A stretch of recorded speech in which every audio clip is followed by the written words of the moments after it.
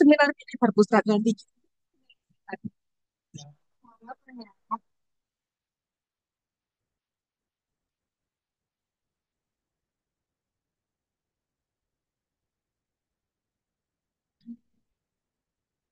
Sobat Jatrik, ayo bersama jadwal gratifikasi. Jika Anda tidak dapat menolak atau ragu tentang pemberian atau penerimaan gratifikasi, jangan ragu melaporkan. Ditjen Trik telah membentuk pengendalian gratifikasi di lingkungan Direktorat Jenderal Ketenagakerjaan sejak tahun 2021. Berikut cara pelaporan gratifikasi. Setiap pegawai wajib melaporkan penerimaan penolakan gratifikasi yang dianggap kepada KPK dalam jangka waktu 30 hari kerja, menghitung sejak tanggal gratifikasi diterima. Mekanisme dan pengeluaran atau penerimaan gratifikasi harus diakses pada gratifikasi.kpk.go.id atau menghubungi layanan informasi publik KPK pada nomor telepon 198. Laporan notifikasi dapat disampaikan kepada KPK melalui aplikasi pelaporan gratifikasi online atau GOL pada gol.kpk.go.id, surat elektronik di alamat pelaporan gratifikasi fpk.go.id atau alamat KPK. Selain itu, laporan juga melalui UPG Ditjen Ketenagalistrikan atau UPG Kementerian ESDM. Link lambat 10 hari kerja. UPG Ditjen Ketenagalistrikan menyiapkan formulir di ruang pelayanan publik. Bagi yang melaporkan penerimaan gratifikasinya langsung ke KPK atau melalui aplikasi Gol KPK, himbau agar meneruskan laporan tersebut kepada UPG Ditjen Gatrik atau UPG Kementerian SDM ya. Tuh, buat gaya anti gratifikasi sebagai cermin integritas diri di menjadikannya kebiasaan sehari-hari.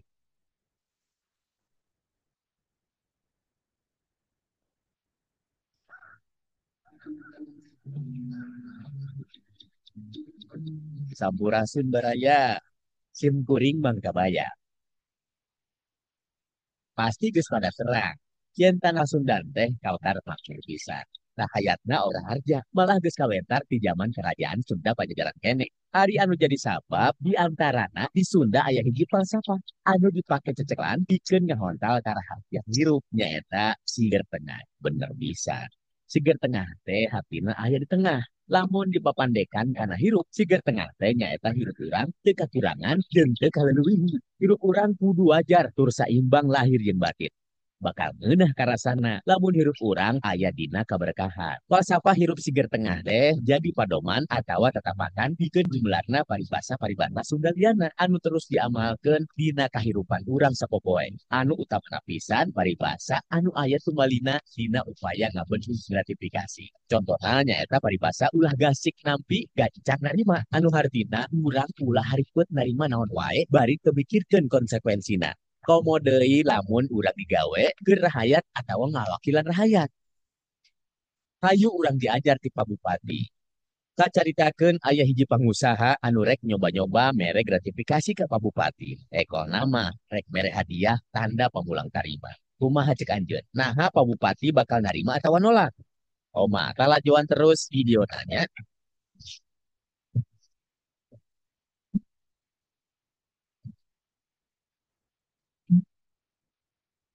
Dian tieta salaku manusia anu luhur budi urang temenang migawe atau ngarempak segala aturan pikeun ngahontal naon anu jadi udagan urang. Contohna mere hadiah ka guru sangkan anak urang diistimewakeun tibatan murid sejen. Mere duit sangkan KTP urang gancang rengse. Mere duit leuwih di luar biaya resmi anu geus ditangtukeun. Jeung gratifikasi biana anu geus dianggap ilahar sok padahal ngarempak aturan. Kurang kudu inget, yen ulah nyiar untung ladang enteng. Anu hartina ulah nyiar duit tina jalan salah. Tang tuae ulah ngan sakadar inget, tapi kudu dilarapkeun dina hirup rendah hirupan sapopoe. Lamun kitu, cing, Bang Bupati bakal nerima gratifikasi atau moal. Ulah poho, urang oge kudu nalek diri sorangan. Nah, urang geus ngamalkeun paribasa melengkung bekas nyalahan, anu hartina hiji pagawean jeung si kepurang teh bener atawa salah. Bener, nyaeta aya manfaatna ke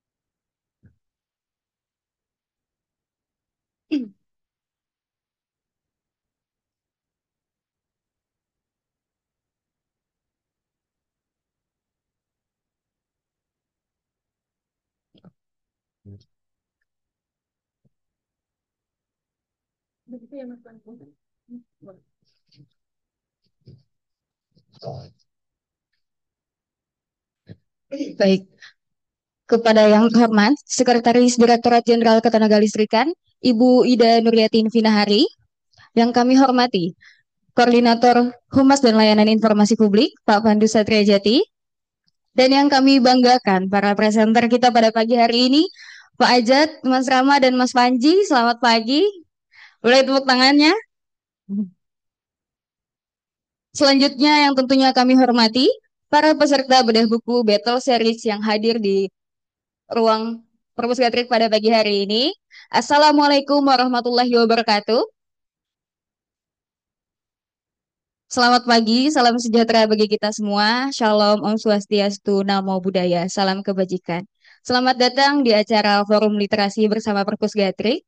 Tema acara kita pada pagi hari ini yaitu Bedah Buku Battle Series Batch 1 tahun 2025. Izinkan saya, Firda Maulida, analis kebijakan ahli pertama Ditjen Ketenagalistrikan yang akan memandu acara pada pagi hari ini. Sebelum melangkah lebih jauh, saya akan membuka dengan pantun, mohon cakepnya ya. Pagi-pagi bertemu Mbak Dina, wajahnya cantik penuh pesona. Mari berhitung 1, 2, 3, Battle Series Batch 1 akan segera dibuka. Baik Bapak Ibu sekalian, adapun tujuan kita pada pagi hari ini yaitu dalam rangka meningkatkan minat baca pegawai di lingkungan Kementerian SDM, khususnya di Direktorat Jenderal Ketenagalistrikan, melalui kegiatan presensi buku yang dikemas secara fun melalui Battle Series. Pokja Humas dan Layanan Informasi Publik bersama Perpus Gatrik menyelenggarakan acara Battle Series yang terinspirasi dari Biblio Battle, yaitu permainan mengulas buku yang disampaikan di depan audiens dengan waktu yang terbatas, di mana ulasan yang disampaikan secara lisan dan mengenai isi buku yang paling menarik, sehingga para audiens tertarik untuk mengetahui isi buku secara keseluruhan. Acara ini termasuk ke dalam rangkaian Forum Literasi Ketenagalistrikan yang juga ada kegiatan lainnya seperti ngopi, ngobrol pintar, baper bedah paper, bedah buku, dan juga alumni talk. Baik Bapak Ibu, mengingat acara ini dilaksanakan secara hybrid, izinkan saya untuk membacakan tata tertib pada Zoom meeting pada pagi hari ini, yaitu untuk format nama di Zoom, silakan diganti menjadi nama _unit kerja. Setelah ketiga presenter selesai, akan ada polling book of the day dan dilanjutkan dengan sesi tanya jawab. Peserta yang join melalui Zoom dapat menuliskan pertanyaan di kolom chat, yang kemudian panitia akan memilih pertanyaan dari kolom chat untuk dijawab oleh narasumber. Tentunya terdapat souvenir menarik untuk satu penanya terbaik. Link daftar hadir dan evaluasi akan disampaikan oleh panitia di kolom chat pada acara. Yang selanjutnya, sertifikat akan diberikan kepada peserta yang telah mengisi link daftar hadir dan evaluasi. Selanjutnya, susunan acara pada pagi hari ini akan dibuka dengan sambutan dari Ibu Sesditjen Ketenagalistrikan dan dilanjutkan dengan foto bersama. Lalu pemaparan dari presenter yang masing-masing akan kami berikan waktu selama 10 menit. Lalu polling selama 5 menit. Kemudian sesi tanya jawab selama 30 menit dan diakhiri oleh penutup. Baiklah Bapak Ibu, marilah kita mendengarkan sambutan dari Ibu Sesditjen Ketenagalistrikan yang sekaligus membuka acara Battle Series Batch 1 pada pagi hari ini. Kepada Ibu Ida Nuryatin Vinahari, kami persilahkan.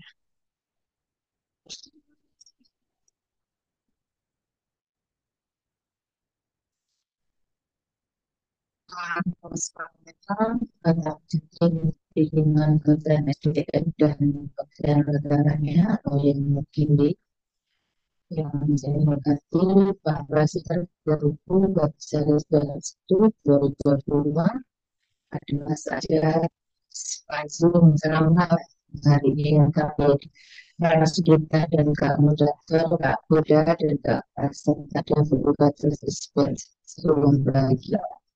Warahmatullahi wabarakatuh. Saya tidak kita semua.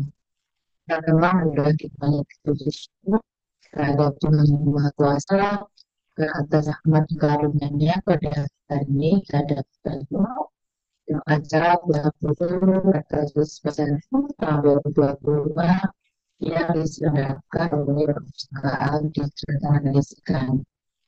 Kegiatan dimulai adalah versi pertama tahun 2025 di mana buku dalam bentuk versi ini merupakan kegiatan yang dilakukan perpustakaan di Kesultanan Lisekan, suatu kompetisi untuk resensi buku pilihan yang dipertandingkan antara resensi buku.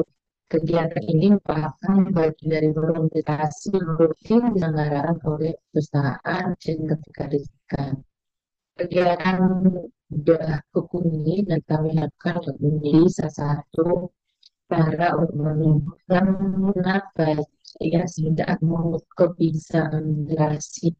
Selain itu, kegiatan ini dapat melatih kemampuan berbicara secara surat juga partisipasi para pegawai dilaksanakan dan macam berbicara ini ketika ada tiga yang menjadi center dan juga pesertanya dari kita. Nah, di kalian mudah bukti saya dengan pengembangan lagi minat baca kita kelihatannya semakin malam untuk daerah terlebih minat bisa ditambah. Kalau itu pertama kami memberikan dukungan berupa apresiasi kepada penyelenggaraan buku yang dikemas dalam kampus dan tahunan ini. Ada 370 ya yang nanti akan diberikan oleh teman-teman pada diskusi hari ini. Kelihatannya semua yang sangat menarik ini misalnya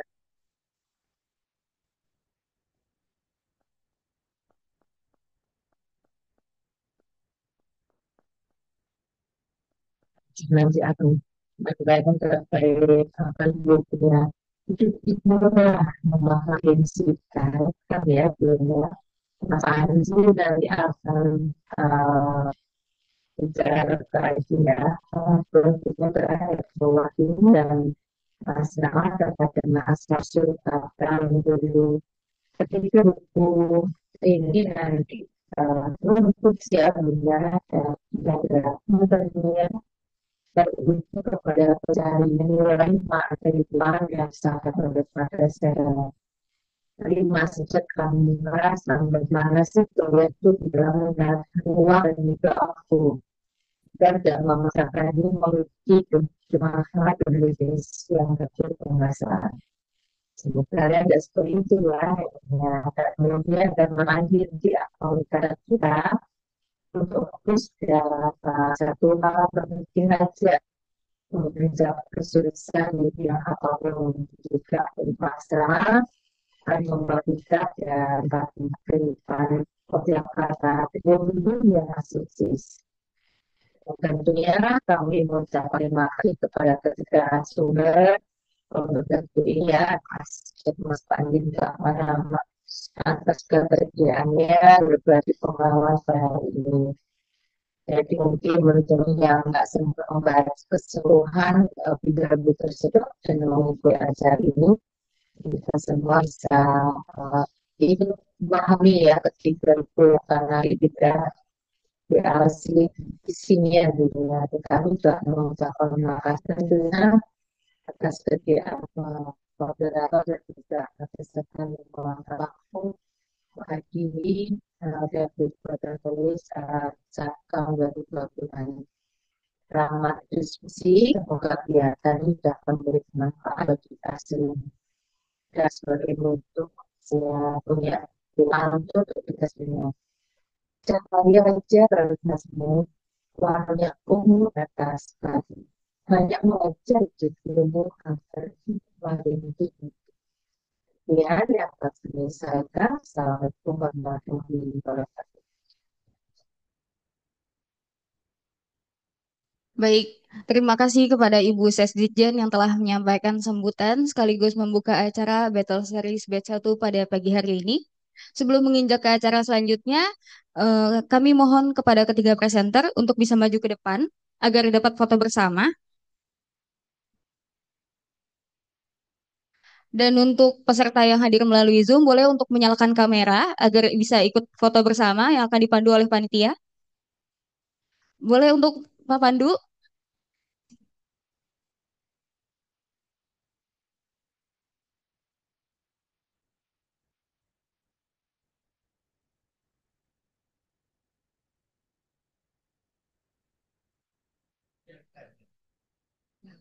Oh, biar tahu nih bukunya masing-masing.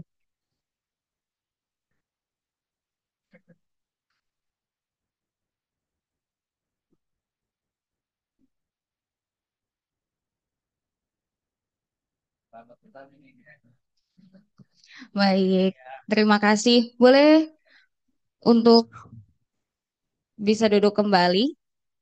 Terima kasih, Pak. Baik, Bapak Ibu sekalian. Tanpa berlama-lama lagi, kita langsung saja mendengarkan pemaparan dari para presenter kita. Kita langsung saja panggil Pak Ajat, Mas Rama, dan Mas Panji.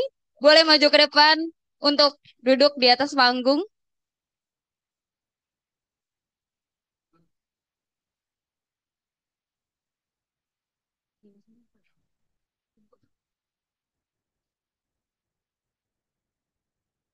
Baik, selamat pagi nih Pak Ajat, Mas Rama, Mas Panji.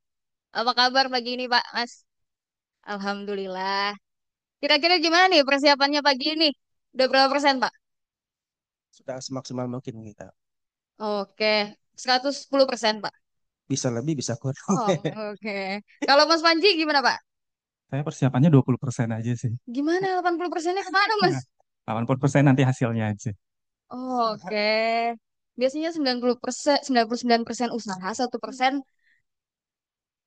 hasil doa, Pak. Kalau Mas Rama? Kalau saya 130%. Oh, mantap dia 100%. Kayaknya udah nggak sabar dia, Mas. Mau maparin buku andalannya. Kayaknya para peserta juga udah pada nggak sabar nih buat dengerin jagoan-jagoannya pada bawa buku andalannya. Gimana nih jagoannya Pak Ajat? Boleh kasih tepuk tangannya? Jagoannya Mas Panji, boleh tepuk tangannya? Jagoannya Mas Rama, boleh tepuk tangannya? Ini sengit ya. Banyak banget nih pendukungnya. Kayak udah pada nggak sabar nih Mas. Pak, apa kita langsung aja ya mulai? Kalau mundur, Boleh ya. Di sini pemaparan pertama kita ada Pak Ajat yang akan memaparkan buku tentang hidup itu murah yang mahal gengsi kita. Sebelumnya, nama lengkap Pak Ajat Munajat, tempat tanggal lahir Tangerang 17 Februari 1977, latar belakang pendidikan S1 Teknik Informatika, jabatan Pranata Komputer Ahli Pertama di Unit Kerja Kelompok Kerja Rencana dan Laporan. Baik Pak, buku tersebut oleh Sabrina Ara yang kami akan beri waktu selama 10 menit. Waktu dan tempat dipersilakan. Bismillahirrahmanirrahim. Assalamualaikum warahmatullahi wabarakatuh. Sebelum presentasi ini saya sampaikan, izinkan saya ingin mengucapkan terima kasih kepada Ibu Ses yang sudah mengapresiasi acara kita. Mudah-mudahan acara kita ini berjalan dengan lancar. Yang kedua juga saya ingin mengucapkan terima kasih buat Koordinator Humas Pak Pandu Satriajati dan timnya yang sudah memfasilitasi kita di acara hari ini. Ya mudah-mudahan acara ini penuh dengan makna, walaupun ya seadanya gitu nantinya. Terus saya juga ingin mengucapkan terima kasih buat Bapak Ibu yang sudah hadir di kesempatan hari ini. Terima kasih atas waktunya, sudah meluangkan waktu untuk bisa hadir di acara Bed Series Bedah Buku ini. Izin Bapak Ibu, saya menyampaikan sedikit terkait buku yang ingin saya presentasikan dengan judul Hidup Itu Murah, Yang Mahal Itu Gengsi Kita. Nah, dari sisi judul aja kira-kira kita udah ada paham belum? Kira-kira ada yang mengerti belum dengan isi bukunya? Wah, Serius ini. Berani kalau kalau kita resepi dari judulnya aja saja kita udah bisa memaknai bahwa sesungguhnya hidup itu murah. Yang mahal itu kadang-kadang ya gengsi kita gitu. Baik, Bapak Ibu, next. Eh, Buku ini ditulis oleh Sabrina Ara. Dua, sebentar izin. Beliau ini adalah penggiat literasi di Yogyakarta. Jadi dengan bekal dia bisa bekerja sama dengan timnya, dia akhirnya bisa membuahkan sebuah buku ini. Dan buku ini juga bukan hanya sekedar buku yang ini yang dia tulis, ternyata masih ada buku yang bestseller. Di antaranya Sayangi Dirimu, Berhentilah Menyenangkan Orang Lain. Jadi buku ini cukup menarik gitu kan. Dari sisi judulnya aja saya udah menarik. Kenapa saya bisa memilih buku ini? Pertama adalah buku ini waktu itu sempat dibawa oleh seorang teman dan waktu itu dia menunjukkan kepada saya. Dia menunjukkan dan saya pinjam saat itu dan saya baca-baca ternyata bagus isinya. Jadi nggak ada salahnya nanti teman-teman juga nanti kalau misalkan ada yang kurang afdol gitu kan dari presentasi yang kita sampaikan, silahkan nanti dibaca bukunya. Buku ini diterbitkan oleh Salmat Publishing pada tahun 2023. Jumlah halamannya tidak banyak, sekitar 160 halaman, dan kategori buku ini adalah buku motivasi. Adapun rangkuman isi buku ini eh, saya sampaikan di PPT saya ini. Yang pertama adalah gaya hidup tinggi demi gengsi. Yang kedua, deteksi diri bagaimana ciri manusia gengsian. Yang ketiga, hal-hal murgi dari gengsi yang terlalu tinggi. Yang keempat, seperti rindu, gengsi juga mengandung candu.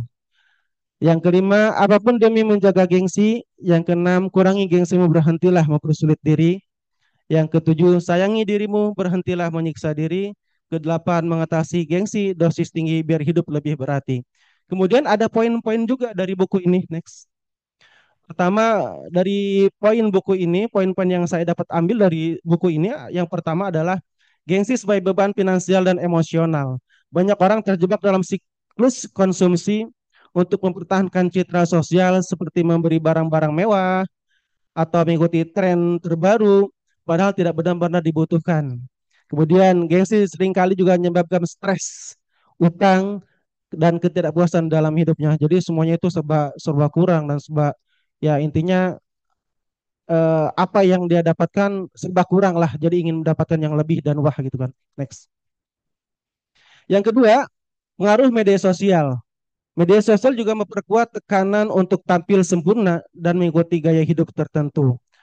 Hal ini membuat banyak orang merasa tertinggal atau kurang sehingga memaksakan diri untuk mengejar standar yang tidak realistis. Next.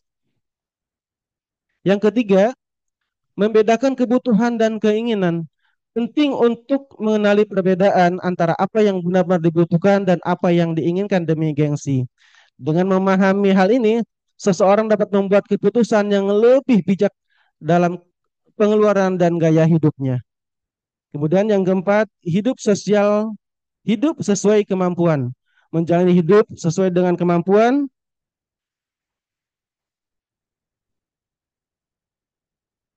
menjalani hidup sesuai dengan kemampuan finansial, dan tidak memaksakan diri untuk mengikuti gaya hidup orang lain.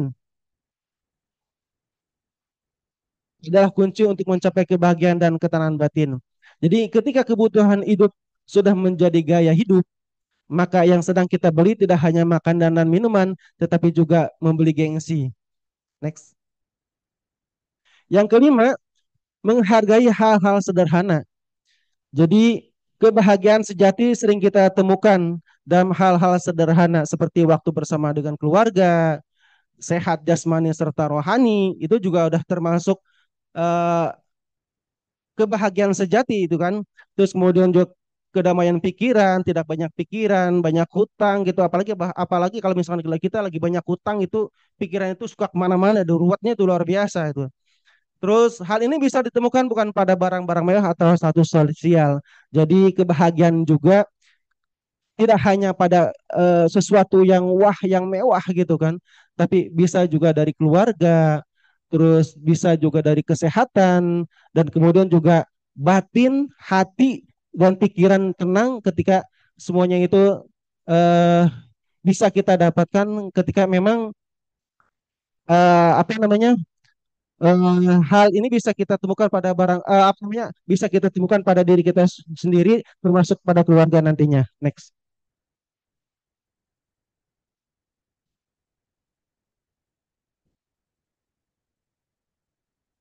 Nah, yang terakhir dari kesimpulan buku ini yang dapat saya dapat yaitu pertama buku ini merupakan penggiat ajakan untuk menjalani hidup dengan lebih sederhana dan otentik tanpa terjebak dalam tekanan sosial atau gengsi yang tidak perlu. Dengan memahami dan menerapkan prinsip-prinsip yang disampaikan dalam buku ini, pembaca diharapkan dapat mencapai kebahagiaan dan ketenangan batin sejati.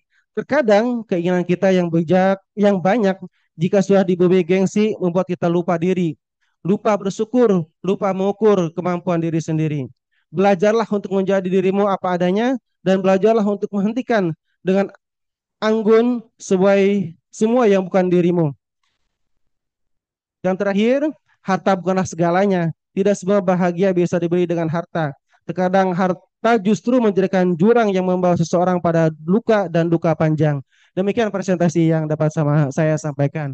Mohon maaf bila ada kekurangan. Assalamualaikum warahmatullahi wabarakatuh. Baik, harta bukan segalanya ya Pak Ajat. Terima kasih untuk Pak Ajat atas paparannya. Eh, untuk pemapar kedua kita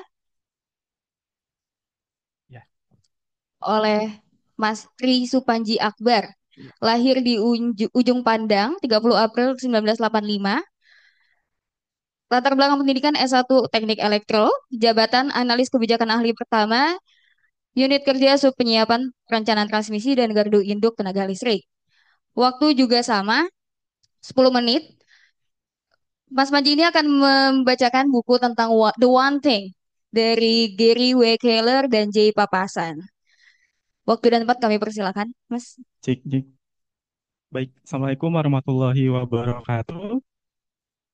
Sebelumnya saya ucapkan terima kasih kepada teman-teman yang sudah hadir baik online maupun offline dan juga saya ucapkan terima kasih kepada teman-teman di Pus Gatrik yang memberikan saya kesempatan untuk sharing pada acara Bedah Buku Battle Series Batch 1 di tahun 2025.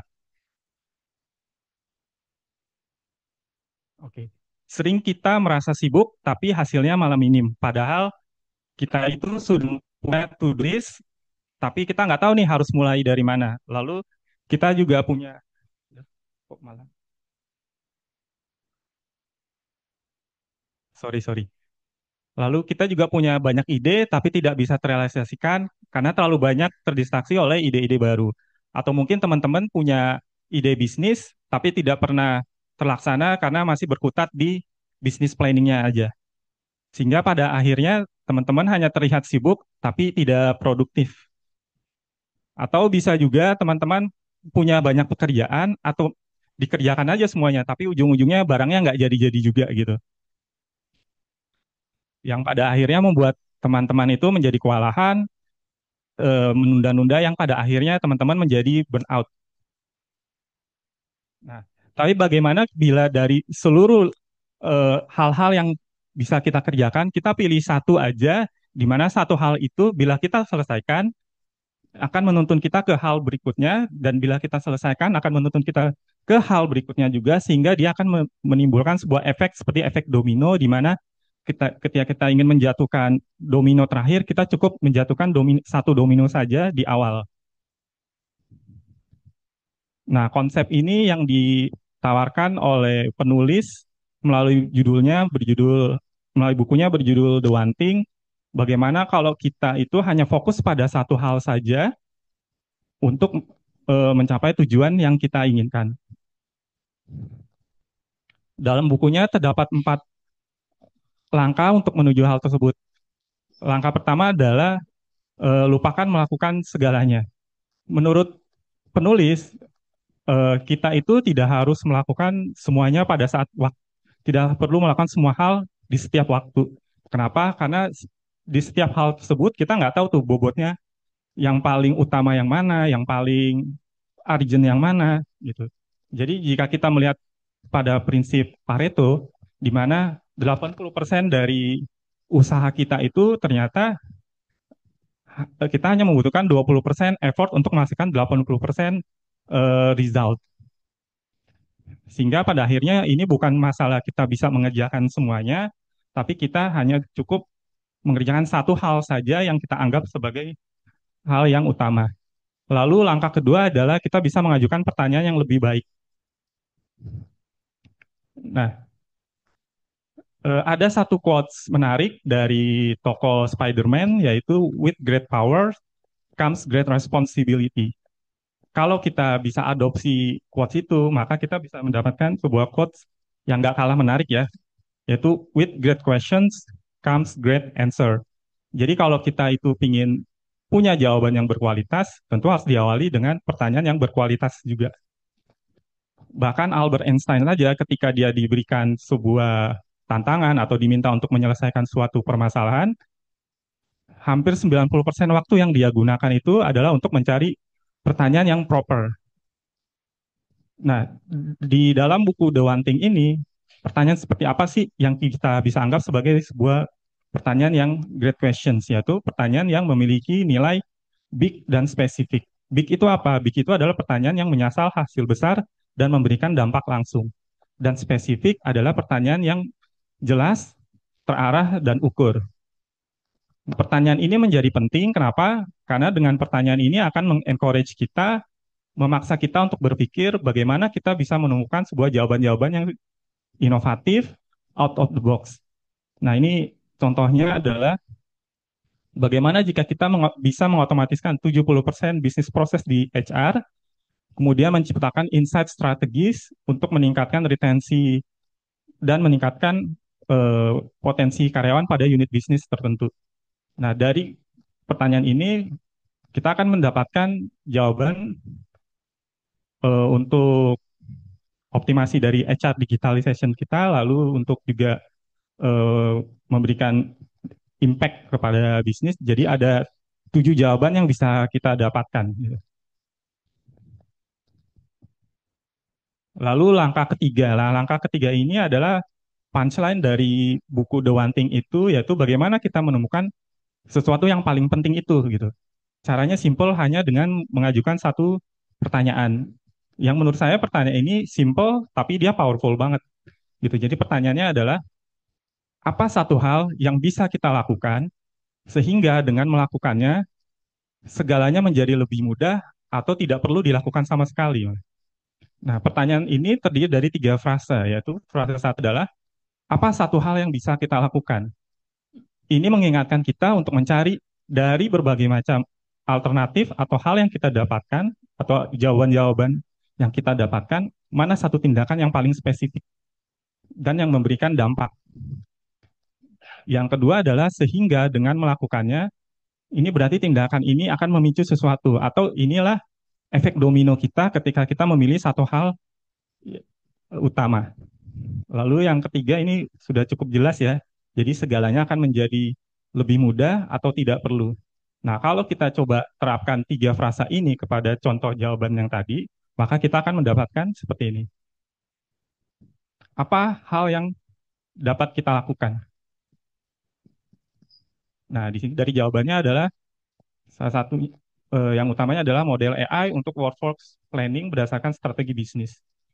Lalu sehingga dengan melakukannya ini efek domino ketika kita fokus ke hal yang modul AI ini, maka kita dapat melakukan strategi retensi, AI untuk identifikasi dan integrated sales dan HR data. Lalu pada frase ketiga, segalanya akan menjadi lebih mudah atau tidak perlu. Nah, ini inisiatif strategisnya ya. Jadi teman-teman yang mau saya sampaikan di sini bahwa dari 7 jawaban yang kita dapatkan, ternyata nggak semuanya harus kita kerjakan. Kalau kita hanya fokus di satu aja, ketika kita bisa menyelesaikan hal yang utama, tentu dia akan menuntun kita untuk menyelesaikan hal berikutnya. Lalu bisa jadi juga dari sisa jawaban yang kita dapatkan ini ternyata nggak perlu juga untuk saat ini gitu. Lalu langkah keempat yang tidak kalah penting adalah komitmen. Komitmen di sini adalah kunci. Jadi pada saat tertentu ya kita hanya lebih baik melaksanakan satu hal saja, tapi tidak berarti kita harus berkomitmen penuh pada hal tersebut selamanya gitu. Kenapa? Karena apa yang kita tentukan hari ini ya memang untuk kebutuhan kita untuk hari ini gitu. Kita nggak akan tahu di masa depan kita butuhnya apa. Jadi suatu saat mungkin satu hal yang telah kita tentukan ini dia akan dapat berubah dan dapat berkembang sesuai dengan kebutuhannya. Lalu kenapa buku ini menarik menurut saya adalah satu, buku ini menekankan pentingnya kita menentukan prioritas. Di mana dengan kita punya prioritas, kita akan menghindari multitasking yang multitasking itu amat sangat menguras energi dan waktu. Lalu yang kedua adalah dengan menerapkan strategi dan paduan praktis dari buku ini, kita jadi tahu gitu, kita lebih berfokus ke satu hal yang mana, di mana hal tersebut akan memberikan dampak terpenting secara signifikan bagi kita. Baik, sekian dari saya. Semoga sharing saya ini dapat bermanfaat untuk teman-teman. Mohon maaf bila ada kekurangan. Saya Panji dari Pokja Pengembangan Transmisi dan Gardu Indo. Assalamualaikum warahmatullahi wabarakatuh. Baik, terima kasih Mas Panji atas paparannya. Selanjutnya pemapar terakhir kita, Mas Rama Aditya, tempat tanggal lahir Jakarta 28 Juli 1988, pendidikan S2 Magister Kenotariatan, jabatan analis hukum ahli pertama di Sekretariat Direktorat Jenderal Ketenagalistrikan. Mas Rama akan mengulas buku tentang asal-usul Jakarta Tempo Dulu oleh Zainuddin HM. Waktunya sama 10 menit. Waktu dan tempat kami persilakan, Mas Rama. Bismillahirrahmanirrahim. Assalamualaikum warahmatullahi wabarakatuh. Sebelum kita mulai, saya mau nanya gimana kabar teman-teman semuanya? Baik, sehat ya. Kita ikut ya. Selamat pagi teman-teman. Pagi, pagi, pagi. Saya ucapin selamat pagi, teman-teman bilang pagi, pagi, pagi. Kita, oke, kita mulai teman-teman ya. Selamat pagi teman-teman. Pagi, pagi, pagi. Oke, kita langsung aja ya kita mulai. Jadi pada pagi hari ini saya akan mengulas buku tentang asal-usul Jakarta Tempo Dulu. Oke, kita lanjut ke next slide berikutnya. Next slide. Oke, jadi kenapa kenapa saya memilih buku ini? Karena minat saya pada sejarah ya, pada sejarah bangsa ini, pada sejarah masa lalu begitu. Kok mau sih saya pengen banget tahu masa lalu kayak gitu-gitu kayak kok kayak kurang move on sama mantan atau gimana gitu. Tapi kalau dari sejarah, kenapa kita bisa belajar tentang apa yang terjadi di masa lalu sehingga bisa menjadi cerminan, bahkan menjadi bahan introspeksi bagi diri kita untuk melangkah ke masa depan yang lebih baik. Seperti itu. Oke, next slide. Jadi, sekilas buku ini saya tampilkan dulu ya, tingkat profilnya, judul buku, Asal-usul Jakarta Tempo Dulu, mengenal permulaan nama tempat melalui kesaksian unik di masa lalu, dengan penulisnya Zainuddin HM, penerbit PT Buku Pintar Indonesia, tahun terbit 2018, tebal 394 halaman. Next. Jadi beliau ini adalah profilnya, adalah jurnalis senior Rakyat Merdeka Group, lulusan IKIP Jakarta. Kemudian beliau sudah menulis berbagai puluhan buku tentang sejarah, perpolitikan, jurnalisme, biografi, dan motivasi. Next slide. Oke, kenapa saya memilih buku ini? Jadi, sebagai penyuka sejarah, saya sudah lama tertarik dengan kisah-kisah sejarah yang ada di Jakarta. Ketika awalnya kota ini bernama Sunda Kelapa, kemudian berubah nama menjadi Jayakarta, menjadi Batavia pada masa penjajahan Belanda, sampai berubah nama kembali, namanya menjadi Jakarta. Sebenarnya Jakarta itu adalah singkatan yang diberikan oleh Jepang kepada kita, Jayakarta. Supaya tidak kepanjangan, makanya disebut Jakarta. Nah, saya sejak tahun 2022 sampai hari ini aktif mengikuti komunitas walking tour yang bernama Walk in This. Jadi di komunitas ini kita jalan-jalan ke berbagai tempat-tempat sejarah yang ada di Jakarta. Kita mempelajari asal-usul masa lalu tempat-tempat tersebut. Yang kemudian kita mempelajari, kita mendapatkan insight baru, pengetahuan baru yang selama ini mungkin tidak banyak orang-orang Jakarta yang tahu sejarah tempat-tempat tersebut. Nah, kemudian ketika kita ikuti komunitas walking tour itu, ketika kita belajar sejarahnya, ternyata begini tuh ceritanya seperti ini, seperti ini, seperti ini. Dan ini sangat menarik sekali yang mau saya bagikan kepada bapak-bapak dan ibu-ibu sekalian. Nah, dengan adanya buku ini sangat relate sekali dengan apa yang saya lakukan bersama teman-teman komunitas sampai hari ini. Seperti itu. Nah, Kemudian karena ternyata dalam buku ini ada 220 tempat yang ada di Jakarta, yang tidak semuanya bisa saya sampaikan di sini, maka yang saya akan sampaikan pada teman-teman di sini adalah 4 tempat di Jakarta yang terkait dengan kebangkitan nasional, sejarah kebangkitan nasional bangsa ini. Karena kita belum lama ini memperingati Hari Kebangkitan Nasional pada tanggal 20 Mei, seminggu yang lalu. Next slide. Nah, jadi garis besar buku ini dia memberikan informasi tentang sejarah asal-usul daerah nama-nama tempat di Jakarta mulai dari era prakolonial sampai kemerdekaan. Ada sekitar 220 tempat mulai dari Jakarta Utara, Barat, Timur sampai dengan Selatan. Mulai dari asal-usul nama tempat Ancol sampai dengan Tugu Tani. Nah, kemudian dari 220 tempat itu saya ambil 4 tempat yang terkait dengan sejarah kebangkitan bangsa, yaitu Stovia yang terletak di Senen, kemudian Museum Sumpah Pemuda di Kuitang, kemudian Museum Perumusan Naskah Proklamasi dan Gedung Juang 45 di Menteng, serta Laboratorium Mikrobiologi FKUI di Cikini.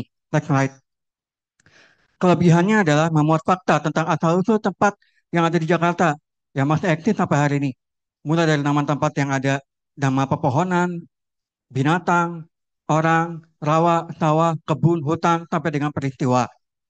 Sehingga ketika membaca buku ini, kita mendapatkan informasi sejarah tentang Jakarta yang tidak banyak diketahui oleh semua orang. Maka ketika kita membaca ini, kita mendapatkan pengetahuan baru. Oh, seperti ini masa lalunya. Oh, jadi kita seakan-akan diajak oleh penulis buku ini jalan-jalan. Ibaratnya kalau sekarang walking tour lah gitu kan. Kita walking tour keliling tempat 220 tempat yang ada di Jakarta ini. Seperti itu. Next slide. Oke, sekarang kita walking tour ke tempat yang pertama. Cikini. Nah, Cikini terletak di Kecamatan Menteng, Jakarta Pusat. Jadi teman-teman selama ini kalau tahu Cikini ya, kebayangnya pasti tim. Taman Ismail Marzuki. Tapi kalau teman-teman tahu sejarah Cikini itu, dia bermula dari suatu rumah. Rumah ini ada rumah Raden Saleh, pahlawan nasional, pelukis kebanggaan bangsa. Yang rumahnya sekarang menjadi bagian dari lingkungan kompleks Rumah Sakit PGI Cikini.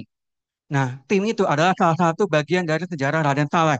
Dulu dia adalah merupakan kebun binatang yang luas, kebun binatang pribadi milik Raden Saleh, yang sekarang menjadi cikal bakal kebun binatang Ragunan di Pasar Minggu, Jakarta Selatan. Nah, dulu sebelum menjadi tim, itu adalah kebun binatang Cikini. Nah, di Cikini ini juga tidak hanya identik dengan Raden Saleh, tapi juga identik dengan sejarah kemerdekaan bangsa. Pada tanggal 15 Agustus 1945, ada rapat pemuda yang hendak mempersiapkan kemerdekaan Indonesia. Rapat ini diselenggarakan di Laboratorium Mikrobiologi FKUI. Nah, laboratorium ini mereka menyelenggarakan rapat. Mereka rapat di situ bagaimana mempersiapkan kemerdekaan bangsa ketika mendengar adanya kekalahan Jepang pada tanggal kurang lebih awal Agustus lah, pada akhir Perang Dunia II. Next slide. Nah, kemudian kita waktu itu ke lokasi berikutnya di Kuitang. Kuitang ini tempat pusatnya buku-buku murah yang terkenal kalau teman-teman Bapak Ibu yang ketika masa mudanya pernah menonton film Ada Apa Dengan Cinta, di Kuitang ini ada salah satu toko buku yang pernah kita kunjungi 3 minggu lalu ya. Toko bukunya ini adalah lokasi syutingnya film Ada Apa Dengan Cinta dan masih ada sampai sekarang. Nah, tidak hanya itu, Kuitang ini juga merupakan tempat pertemuan harmoni antar umat beragama yang ada di Jakarta. Selain Pasar Baru, ada gereja GKI Kuitang, ada gereja Anglikan dan Masjid Al-Riyad. Kuitang asal-usulnya adalah nama dari seorang tabib Tionghoa. Diyakini nama beliau adalah Kwik Tang Kiam. Tidak hanya seorang tabib, tapi dia juga mengajarkan ilmu bela diri kepada warga saat itu, pada warga lokal saat itu. Sehingga ilmu bela diri itu dinamakan silat mustika Kuitang. Makanya orang-orang lokal ketika mengucapkan kata Kwik Tang Kiam itu mungkin susah. Jadi makanya disingkat menjadi Kuitang. Seperti itu. Nah, dari Kuitang dia juga terdapat Maison Weiner, toko roti tertua yang ada di Jakarta. Kemudian Tugu Tani, yang ternyata aslinya adalah nama Tugu Pahlawan, yang dibuat oleh pematung Rusia, diresmikan oleh Presiden Soekarno pada tahun 63 dengan menempelkan plakat yang berbunyi, bangsa yang besar, bangsa yang menghargai pahlawannya adalah bangsa yang besar. Nah, apa sih kaitan Kuitang dengan sejarah kebangkitan nasional? Kaitannya adalah Museum Sumpah Pemuda di gambar pertama ya. Itu adalah ruangan interior tempat terjadinya Kongres Pemuda kedua pada tanggal 28 Oktober 1928. Nah, jadi dulunya Museum Sumpah Pemuda itu adalah rumah kos milik seorang Tionghoa bernama Si Kong Lian yang diperuntukkan bagi para mahasiswa Stovia. Semua mahasiswa Stovia dari semua seluruh Hindia Belanda berkumpul di rumah itu, mereka merumuskan berbagai hal tentang persatuan bangsa saat itu. Ada Jong Boy, Jong Java, Jong Batak dan sebagainya. Lanjut next. Nah, kemudian kita walking tour ke tempat yang ketiga, Menteng. Menteng ini dahulunya merupakan kawasan permukiman elit Eropa pada masa Hindia Belanda. Diperuntukkan bagi orang-orang Eropa, dikembangkan oleh perusahaan developer NPD Boplo, yang sekarang kantornya menjadi Masjid Tut Mutia. Nah, di Menteng ini ada dua museum yang dahulunya menjadi tempat saksinya kebangkitan dan kemerdekaan bangsa. Yang pertama, Gedung Joang 45. Dahulu adalah Hotel Chopper yang kemudian mengalami beberapa kali peralihan fungsi hingga menjadi asrama bagi para pemuda untuk mempersiapkan langkah kemerdekaan. Kemudian museum perumusan naskah proklamasi. Dahulunya ada rumah mewah untuk orang Eropa, kemudian beralih fungsi pada masa penjajahan Jepang menjadi rumah dinas Laksamana Tadashi Maeda. Di dalam rumah itulah eh, para founding father bangsa kita merumuskan naskah proklamasi. Next ke Senen. Kecamatan Senen ini adalah tonggak lahirnya kebangkitan bangsa, kebangkitan nasional pada tanggal 20 Mei 1908. Jadi di Sofia ini adalah mereka para mahasiswa berkumpul di sini mendirikan Budi Utomo. Next. Nah, jadi penutup, jadi Jakarta dengan dinamika kehidupan masyarakat yang menyimpan berbagai sejarah yang terkait dengan perjalanan hidup bangsa. Hingga dari semua tempat-tempat bersejarah ini menjadi inspirasi bagi kita terkait dengan lahirnya bangsa, terkait dengan inspirasi dari para pahlawan untuk terus mewujudkan semangat cita-cita kemerdekaan, membangun, memakmurkan, dan mensejahterakan masyarakat. Demikian, terima kasih. Itu yang dapat saya sampaikan. Mohon maaf atas kurang lebihnya. Wassalamualaikum warahmatullahi wabarakatuh. Terima kasih Mas Rama. Baik, ketiga presenter telah mengulas buku pilihannya masing-masing. Sekarang kita masuk ke polling book of the day. Kita bisa memilih buku favoritnya atau buku yang paling ingin dibaca melalui bit.ly/pilih buku battle. Sebagai informasi, hasil polling ini diambil dari 60% yang dari peserta dan 40% berasal dari juri. Silakan dipilih. Apakah buku Hidup Itu Murah yang mahal gengsi kita yang diulas oleh Pak Aja, atau buku The One Thing yang diulas oleh Mas Panji, atau buku Asal Usul Jakarta Tempo Dulu yang diulas oleh Mas Rama. Boleh dipegang bukunya Mas Pak, agar peserta bisa memilih pilihannya pada pagi hari ini. Sengaja saya. Nampaknya memang cukup sulit ya memilih pilihan terbaik di antara yang baik. Mana nih pendukungnya Pak Ajat? Boleh kan jadi lalu. Lagi pendukungnya Mas Panji? Pendukungnya Mas Rama? Sengit ya, sengit. Baik, sambil menunggu polling, mungkin kita langsung masuk ke sesi tanya jawab. Saya beri kesempatan untuk peserta yang datang offline untuk bertanya jika ada yang ingin bertanya. Silakan angkat tangan.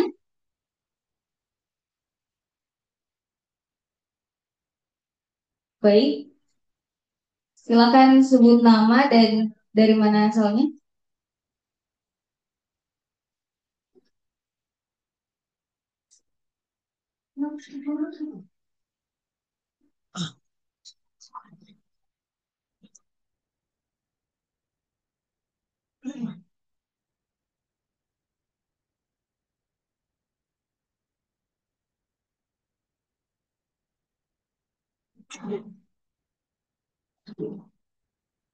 Oke, terima kasih. Assalamualaikum warahmatullahi wabarakatuh.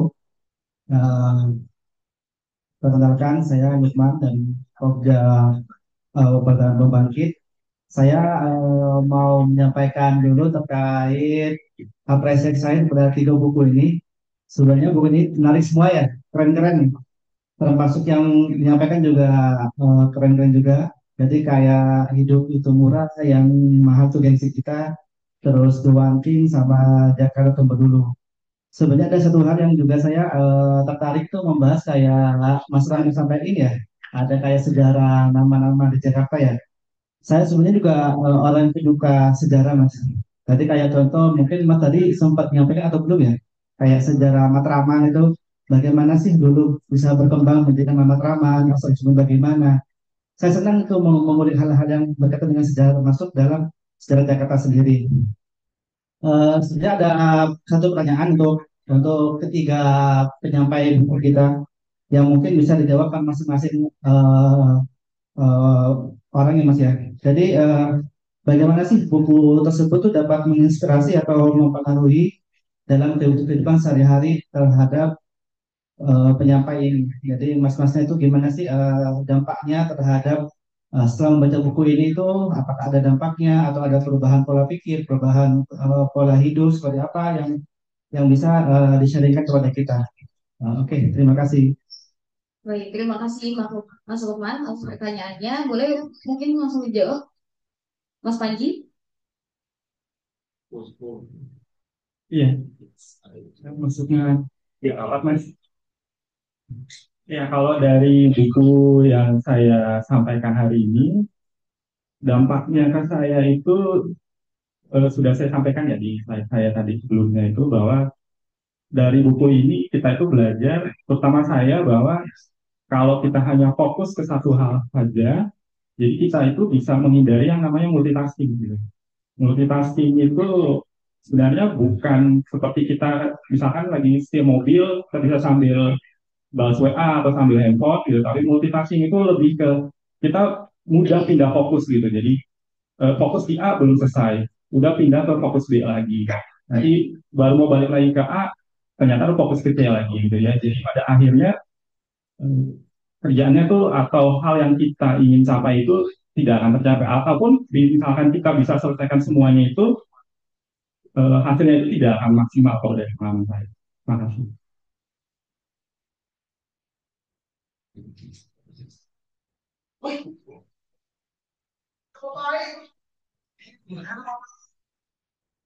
Invite.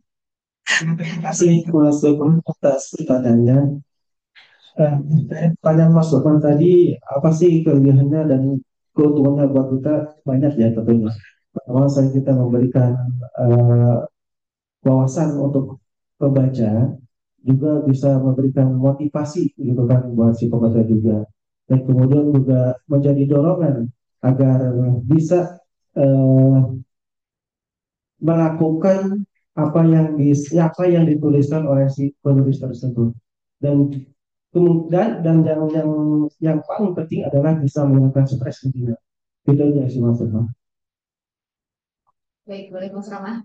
Ya, kalau dari saya Mas Lukman, dampaknya adalah saya semakin mencintai sejarah.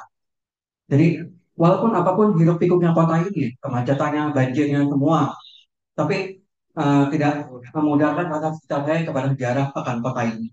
Jadi dengan adanya fakta-fakta baru, pengetahuan-pengetahuan baru yang mungkin selama ini kayak oh kok ternyata saya baru tahu ya sejarah tempat ini seperti ini, sejarah lokasi ini, bangunan ini seperti ini gitu. Jadi saya semakin menambah pengetahuan baru tentang sejarah yang akan ada di kota ini. Dan saya semakin cinta pada sejarah. Demikian Mas. Si atas tanggapannya. Tadi siapa yang mau bertanya lagi? Boleh? Bang? Silakan menyebutkan nama dan asalnya.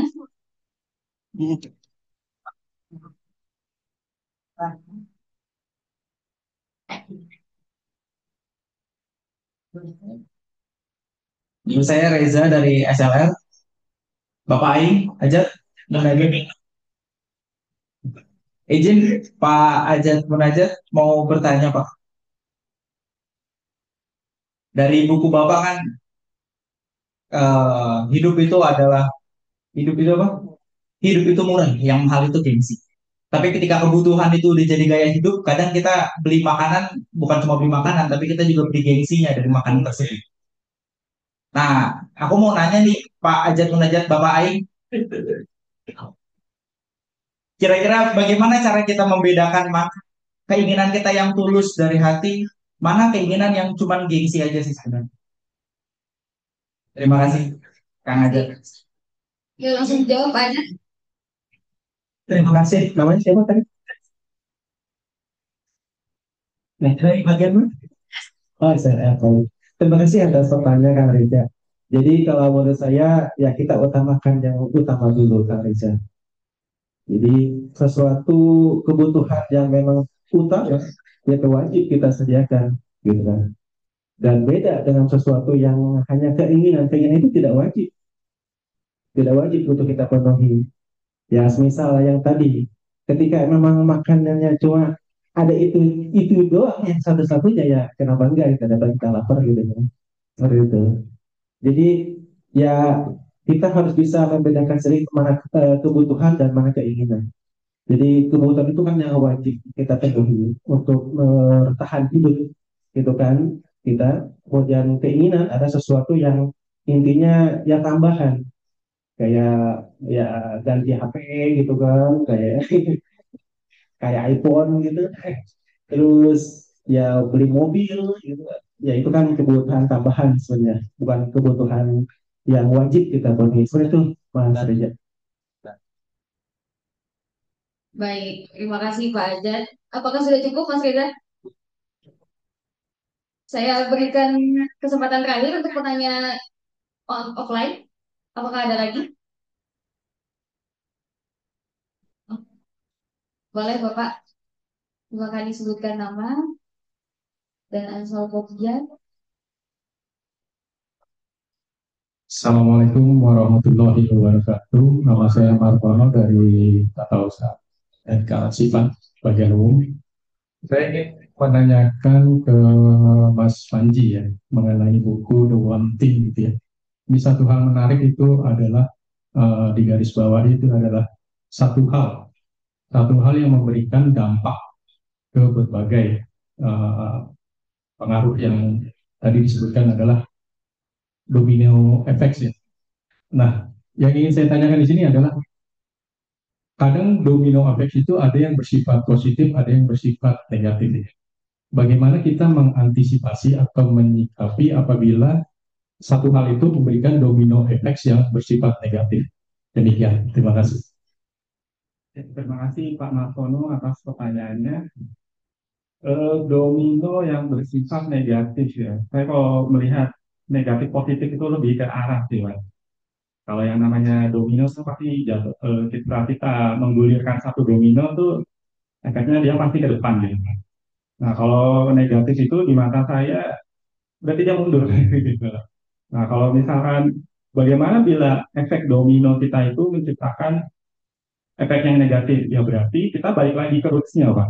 Gitu. Atau jangan-jangan memang satu hal yang sudah kita pilih ini bukan satu hal yang paling tepat gitu. Kalau misalkan kita tadi saya coba sampaikan di paparan saya bahwa kita ada yang namanya prinsip Pareto itu yang dari 20% aja kita bisa menghasilkan output sampai dengan 80%, yang mungkin effort di 20%-nya itu sebenarnya bukan satu hal yang tepat sih Pak, menurut saya gitu. Jadi mungkin sebelum memutuskan bahwa ini yang terbaik, mungkin bisa menggali lagi atau bisa melakukan brainstorming atau mencari best practice-nya seperti apa gitu. Menurut saya itu. Terima kasih.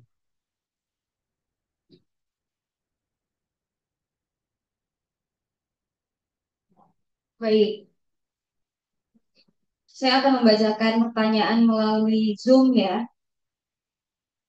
Ini ada pertanyaan dari Samdi Sarasaragi, unit EBTKX. Saya Sam dari Direktorat Aneka EBT. Pertanyaan kepada Pak Ajat, apakah narasumber pernah mengalami secara pribadi di mana terpengaruh pada konten media sosial sehingga mengikuti gaya hidup tertentu? Selanjutnya pertanyaan kepada Pak Rama, dari 220 tempat tersebut, berapa tempat yang telah narasumber datangi? Berapa estimasi biaya yang telah keluar untuk mengunjungi tempat-tempat tersebut? Terima kasih. Boleh langsung dijawab Pak Ajat dan Mas Rama? Pak Ajat.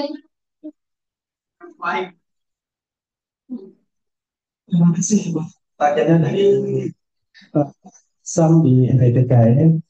Terkait pertanyaannya adalah tidak narasumber terpengaruh konten media sosial. Nah, banyak iya, sering iya, gitu kan. Tapi kan setidaknya kita bisa memilah dan memilih mana yang baik dan mana yang enggak buat kita. Sesuatu yang baik buat kita, buat masa depan dan ke depan kita, ya kenapa enggak? Kita coba ini. Tapi sesuatu yang tidak baik, gitu kan, ya sebaiknya ya dihindari. Jadi apapun itu nanti hasilnya, gitu kan, entah itu yang positif atau yang negatif, nanti kita bisa menilai sendiri. Seperti itu, Bang Sam. Oke, boleh Mas Rama. Baik, kalau dari saya sejak ikut walking tour itu ya dari tahun 2022 itu sampai sekarang udah kurang lebih 25 kali. Jadi sudah banyak ya tempatnya. Kayak Kota Baru udah pernah Senen, terus kemudian ke Kuitang terakhir, terus juga ke Tangerang, Depok, dan juga udah pernah kita kunjungi, terus kemudian ke Lembang, terus ke mana lagi ya? Ke daerah Mukim Gajah ya, ke Harmoni, semuanya udah banyak banget Kota Tua. Ya udah nggak hitung deh, apa udah lupa ini. Terus kemudian kalau estimasi biaya ya alhamdulillah sih terjangkau ya dari semua 25 kali itu kan. Ya kalau memang ada sih kalau ada walking tour yang kalau teman-teman mau ikut ada juga yang pay as you wish, bayar mampunya ada yang kayak gitu. Tapi kalau ada yang kita ikuti ini memang ada yang udah di udah ditetapkan harganya gitu, hotelnya berapa. Nah jadi apa kalau ini alhamdulillah sih walaupun harganya sudah ditetapkan ya harganya terjangkau lah. Tidak, tapi otaknya aktif gitu. Jadi kita bisa guyup, kita saling sharing knowledge kayak gitu. Itu aja. Baik, terima kasih Mas Rama atas tanggapannya. Ada lagi dari Bayu Anggoro dari Dirjen Ketenagalistrikan. Jakarta telah berganti nama beberapa kali sepanjang sejarahnya. Nama-nama tersebut meliputi Sunda Kelapa, Jayakarta, Batavia, Jakarta, dan akhirnya Jakarta. Mungkin bisa dieksplor Mas Rama terkait perubahan nama-nama tersebut yang berhubungan dengan kita nasional. Oke, jadi sebenarnya sejarah itu ya, kita keterkaitannya. Jadi kita akan mulai dulu ketika namanya Sunda Kelapa. Jadi saat itu kota kita ini ya masih berbentuk pedesaan biasa di bawah wilayah kerajaan Pajajaran pada saat itu. Kemudian sebelum sebelum tanggal 22 Juli 1527. Jadi sebelum pada saat itu ya, ketika bangsa Portugis, ketika mereka sudah menaklukkan Malaka pada saat itu.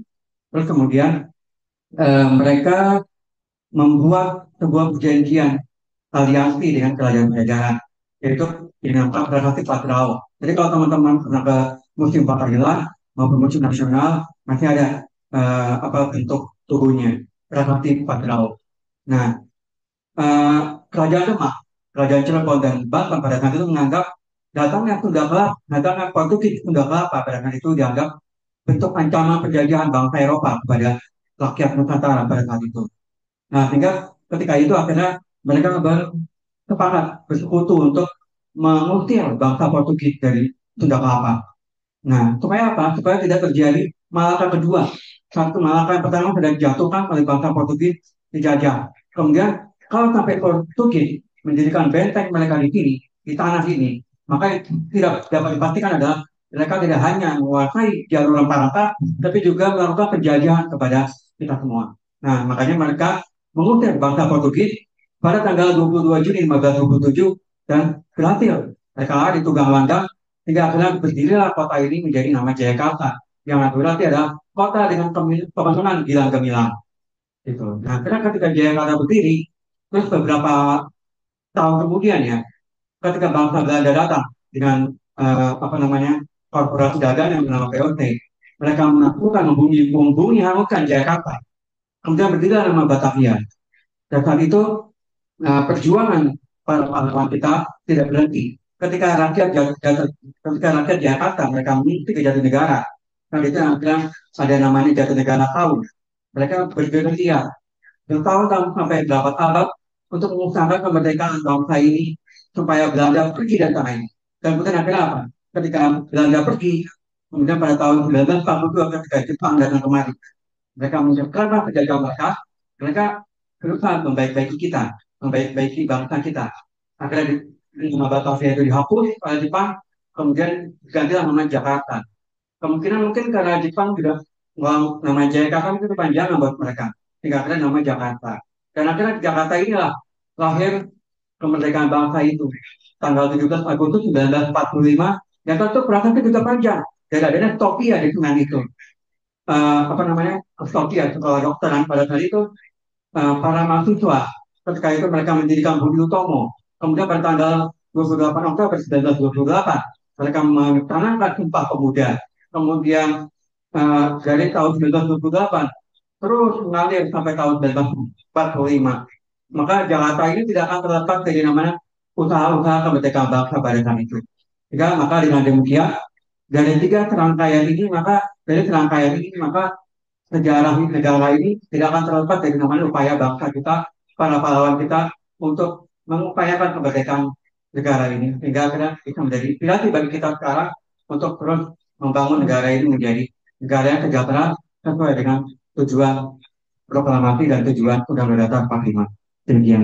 Oh, sekali sejarah. Selanjutnya pertanyaan dari David Ar-Rahman dari BPH Migas. Saya ingin bertanya pada Mas Panji, bagaimana jika tempat kita bekerja mengharuskan kita menjadi multitasking? Apakah yang harus dilakukan? Mungkin bisa memberi masukan sesuai isi buku tersebut. Terima kasih.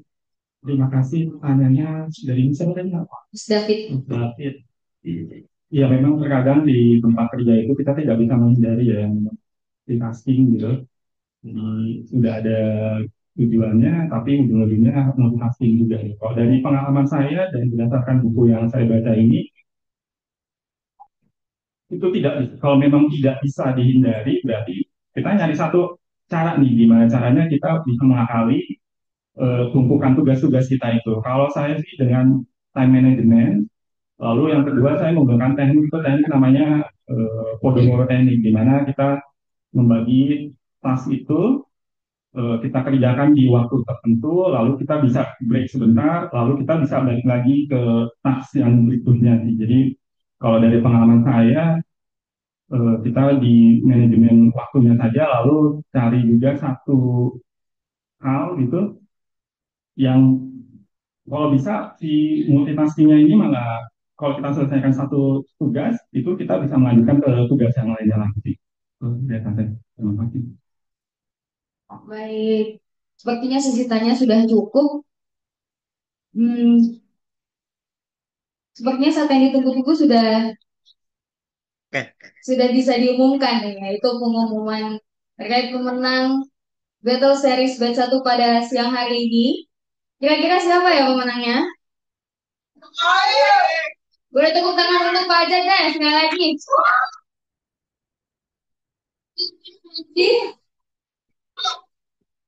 Mas Karma, apakah buku Hidup Itu Murah yang mahal gengsi kita? Ataukah buku Asal-Usul Jakarta Tempo Dulu? Ataukah buku The One Thing?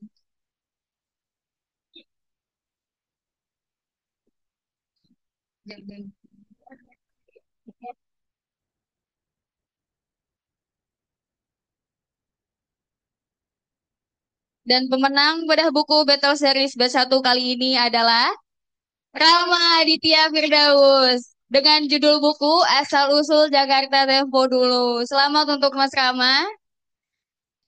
Kemudian panitia juga sudah memutuskan peserta dengan pertanyaan terbaik, yaitu boleh ditampilkan. Dan peserta dengan pertanyaan terbaik yaitu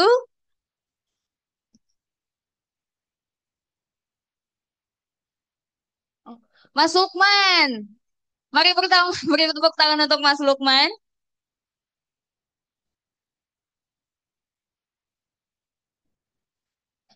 Baik Bapak Ibu, terima kasih kepada presenter yang telah berbagi informasi. Kita akhiri diskusi ini dengan closing statement dari para presenter.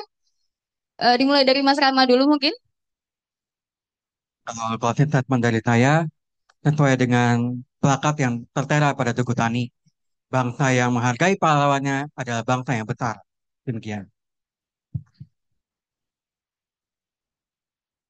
Boleh Mas Panji? Ya, dari closing statement dari saya mengambil quotes yang cukup menarik dari buku yang saya share hari ini, yaitu Priority is a Singular. Terima kasih. Oh, bagus. Untuk closing dari saya, syukuri apa yang ada dan jangan pernah mengada-ngada sesuatu yang tidak ada. Cakep. Terima kasih. Terima kasih kepada para presenter yang telah hadir dan memberikan pengetahuan tentang buku-buku yang mungkin saja baru kita dengar. Kami mengucapkan selamat kepada para penanya terbaik. Semoga bermanfaat. Bapak Ibu peserta sekalian, dengan demikian maka berakhir pula acara pada siang hari ini. Kami berharap acara ini dapat memberi manfaat sekaligus menjadi inspirasi bagi peserta sekalian. Kami informasikan bahwa link daftar hadir, unduh materi, dan sertifikat dapat diakses pada link yang telah di-share panitia pada kolom chat, yaitu di linktree/perpusgatrik. Bagi Bapak Ibu yang tertarik dengan literatur dengan tema seputar ketenagalistrikan dan energi terbarukan, dapat menghubungi Pustakawan Ditjen Ketenagalistrikan, ada Ibu Dina Andriani, Ibu Ernawati, dan Mas Muhammad Nur. Juga untuk mengetahui informasi terkini dan buku-buku terbaru, bisa follow akun Instagram Perpustakaan Ditjen Gatrik di @perpus.gatrik atau dengan mengakses website Perpus Gatrik di gatrik.sdm.go.id/perpus. Baiklah para presenter, boleh dipersilakan untuk maju ke depan untuk menerima kenang-kenangan yang telah disediakan oleh panitia.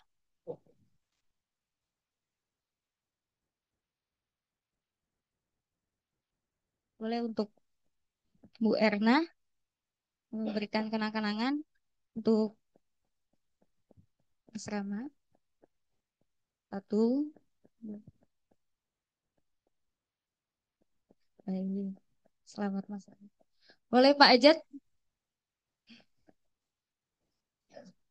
Pak Ajat boleh ke sini bergeser.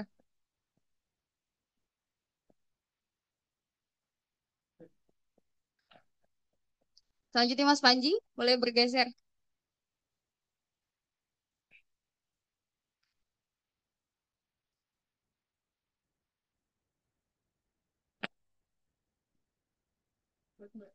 Oh, untuk saya sendiri. Terima kasih.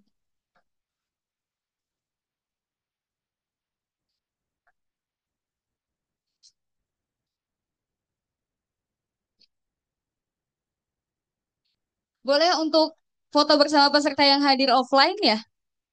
Boleh untuk para presenter berdiri di depan menghadap ke arah panggung.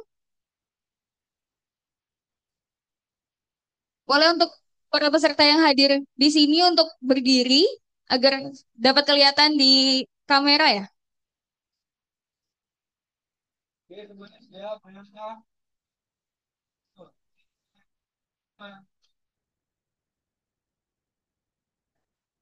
Saya bebas. 1, 2, 3, 3, 2, 1. Oke, terima kasih. Baik, terima kasih.